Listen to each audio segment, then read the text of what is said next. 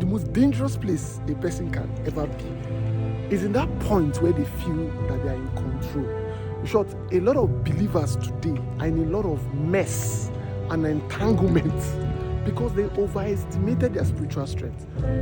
I gave my life to Christ many years ago, 2013, and the way God journeyed with me at the beginning of my walk with Him was radical. Like, He took me through a radical process. So my growth was very fast. But it got me to a place of pride where I would see people who are struggling or who give into lust, and I would never understand. Like, it didn't make sense to me. How can you say you love God and then you fall to sin? How can you say you love God and then you fall to temptation? It did not make sense to me. And so I didn't used to empathize with people. I used to feel anything. Rather, I felt judged. I judged them.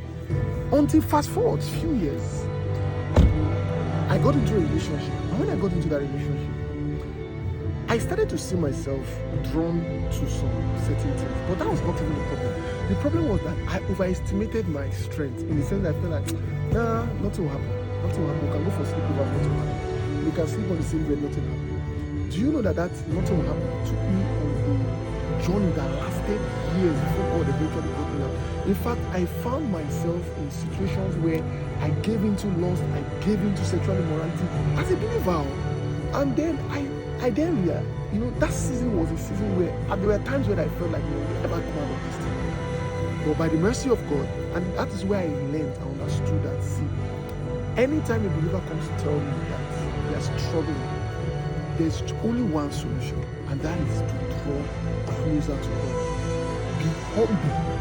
Humble yourself and understand that you can't do this thing on your own.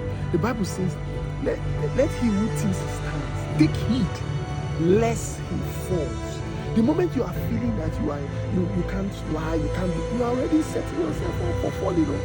Even at your most spiritual level, where you feel you're still hold on to God, pursue Him like you know that you are still a failure, you are still a mess, you can still fall today. Hold on to Him. Be very, very radical with your prayer life. Be very radical with your word life. Be very radical with your secret place.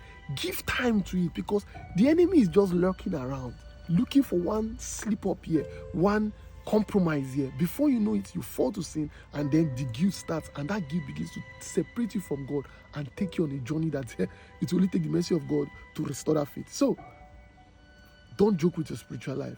Don't overestimate your spiritual strength. Be humble, stay yielded, and let God keep helping us all. Your God backed.